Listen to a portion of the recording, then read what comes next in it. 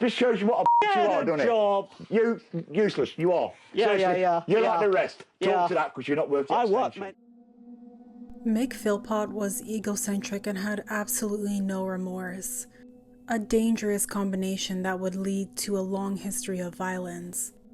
Mick only wanted underage women or women that had just come out of DV relationships in order to manipulate them and take advantage of their vulnerability. He controlled every aspect of his partners' lives, their financing, where they would go, what they would shop for.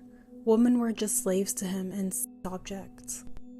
At 21, Mick went absent without leave from the army to creep into Kim Hill's, his underage 17-year-old girlfriend's home, on July 1978. She had written him a letter ending their relationship. Mick wasn't going to have it. While she was in bed, he attacked her with a knife, stabbing her a dozen times before turning on her mother, Shirley, a nurse. Mick was convicted of the attempted murder of Kim Hills and of grievous bodily harm in relation to her mother at Nottingham Crown Court in December 1978.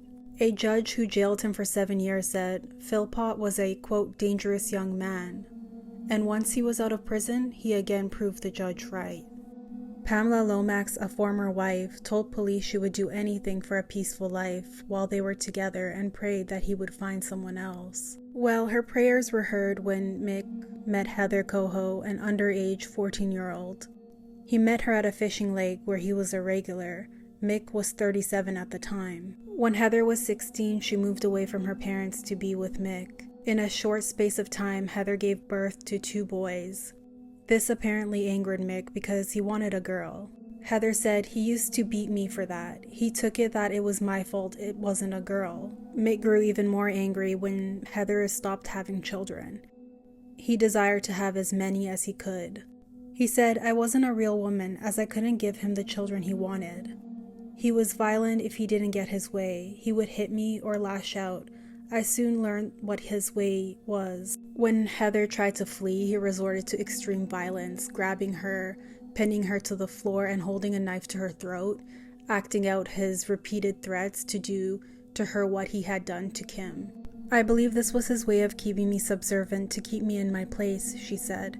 Mick was leaving me in no doubt he would do the same to me. Mick even tried to indoctrinate his son into violence, on one occasion ordering their eldest child to punch her in the face and kick her, which he did end up doing. Thankfully, Heather did end up leaving Mick.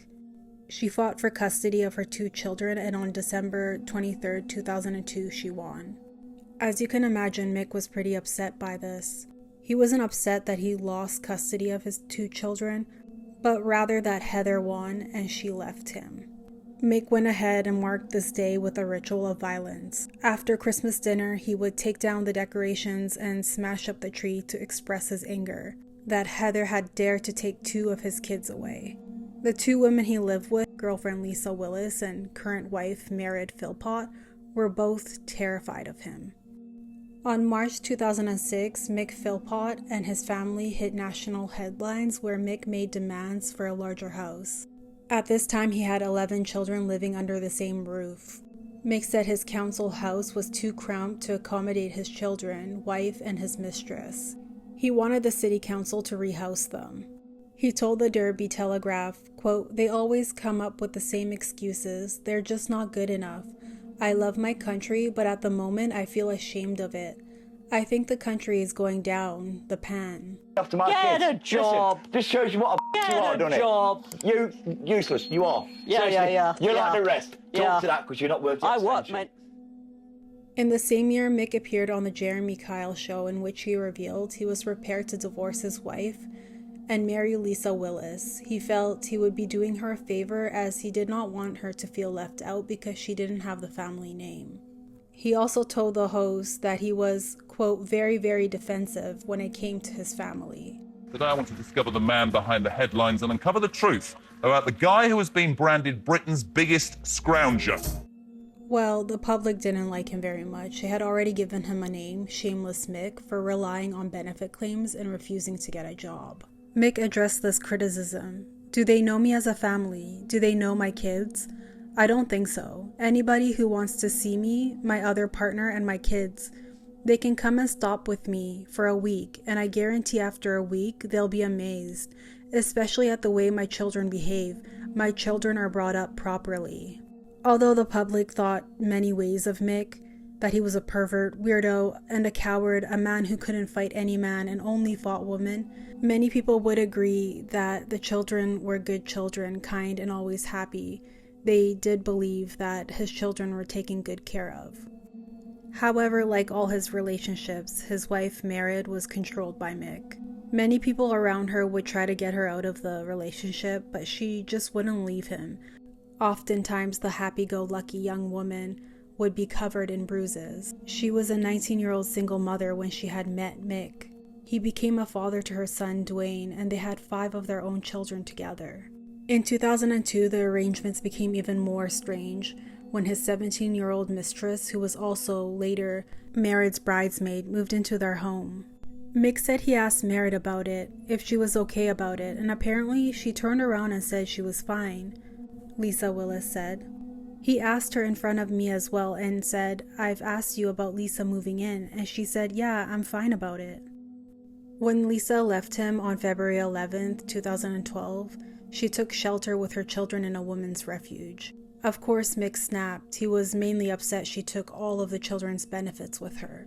This time, his response was not to try to kill her. Yes. What address? 18 Victor Road, Mrs. Philpott. Mrs. Philpott. How many kids are in the house, Mrs. Philpott? Where are they? I'm 6 of them. Are there any flames there? Oh my God, please. Alright, we've got the fire service coming on the way. I can't get in the bed in the kitchen. There's 6 of them. Is it a terraced house? Yeah, but we've got the police on the way. Have you any idea what's caused the fire? I've no idea, mate, but it's been woke up by day long. There's smoke everywhere. There's smoke everywhere. With their keys on my baby's all upstairs. I can't get out. Okay, what's your name, please? On May 11, 2012, at 3:46 a.m., emergency services are called to a house fire at 18 Victory Road. While the fire raged on, Mick and Merritt stood aside while the neighbors tried to rescue the children. Unfortunately, 5 children, Jade Philpott, 10, and her brothers, John, 9, Jack, 8, Jess, 6, and Jaden, 5, were pronounced dead at Derby Royal Hospital. Dwayne Philpott, 13, was taken to Birmingham Children's Hospital in critical condition. Lisa Willis and a 38-year-old man were arrested in connection with the fire, but Lisa was later released by police. A pre-scheduled court hearing at which Lisa and Mick were due to discuss the residency of their children was postponed due to the tragedy. Meanwhile, Mick and Merritt acted strange despite their son being in the hospital fighting for his life. Merritt's sister Jennifer Lobban said that the couple never entered the hospital room. Dwayne lay dying in a specialist's burn unit. When asked what they were doing instead, Jennifer said, discussing where to order Chinese and complaining that the hospital was crap because it had not provided them with food, just a room to sleep. Dwayne was on life support and sadly died 3 days after the fire. Post-mortem examinations carried out over that weekend confirmed Jade, Jack, Jesse, John, and Jaden Philpott died of smoke inhalation. Post-mortem examination revealed that Dwayne died as a result of hypoxic ischemic brain injury. The combination of inhalation of the products of combustion and the consequence of cardiac arrest. Meanwhile, Mick and Merritt had no idea the public were pointing fingers at them. Many people thought they lacked emotions. Mary Smith, a mortuary manager at Derby Royal Hospital, spoke about how Mick appeared to pretend to faint when he saw the children's bodies for the first time, but later engaged in horseplay with a police officer who he put into a headlock. Mick also referred to his children as, quote, little shits. Mick and Merritt claimed they were asleep when the fire started, and Mick even claimed that he used a ladder to try to save his children. However, Detective Superintendent Kate Maynell was starting to hear a different side to the story from the Philpotts' neighbors, who had also tried to rescue the children that night. She said within a few days they commented on how they felt they were making more effort to rescue the children and that Michael Philpott was not as instrumental as he should have been. While some heroic and soot-covered neighbors needed medical attention following their attempts to reach the 6 trapped children, Mick appeared spotlessly clean. The fire began in the hallway below the letterbox where petrol had been poured. Police found a petrol can near Victory Road and a glove which was taken as evidence. Police began their investigation by eliminating those closest to the family, including a man Mike had assaulted.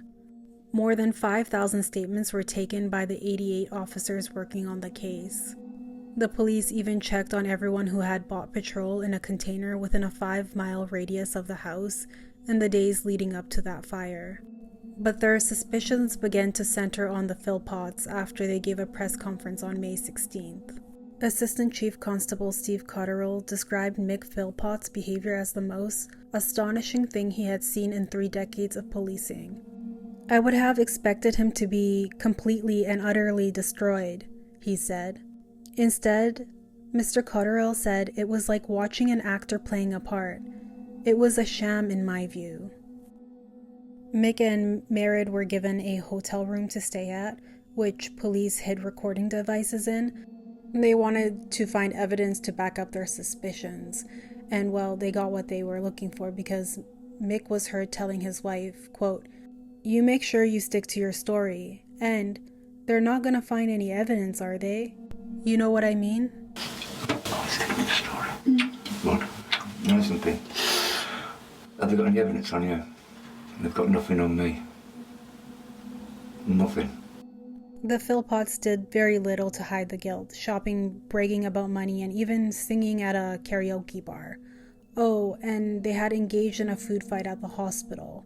At the conference I was talking about earlier, on May 16, the Philpotts had actually called that themselves.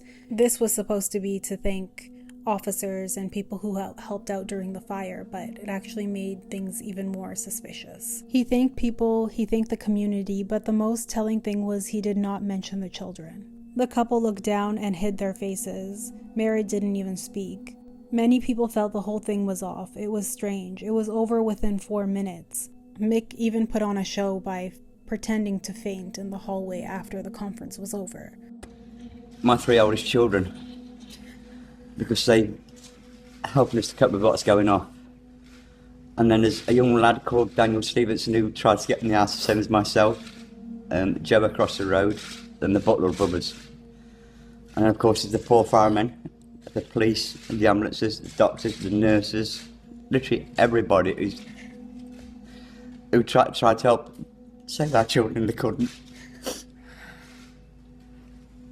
Excuse me a minute.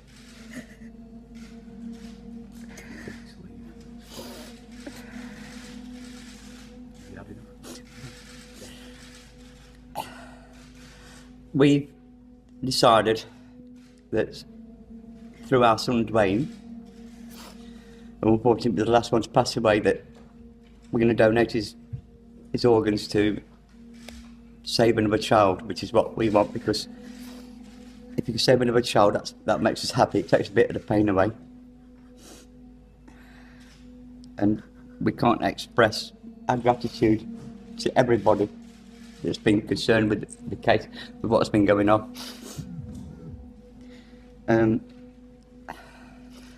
I've actually been down to our home, and what we saw, we just cannot believe it. We grew up in a community that's had a lot of problems with violence and God knows what else, and to see this community to come together like they have, it's just too overwhelming. We've had people from America, France, even the travelling community. It's just, we've been to see them, it's just overwhelming, isn't it? But I say I can't express enough the police, the fire brigade and the ambulance services, because what we feel, them poor gentlemen from the fire brigade saw what we're seeing, you know, my heart goes out to them, because it's not just us that's suffering, it's them as well, it's everybody. But there's one thing I would request is please leave my family alone. If you've got any questions or anything at all, please don't come through me or my family. Please go to the police, because what's happening at the moment, you're disrupting what these officers are trying to do.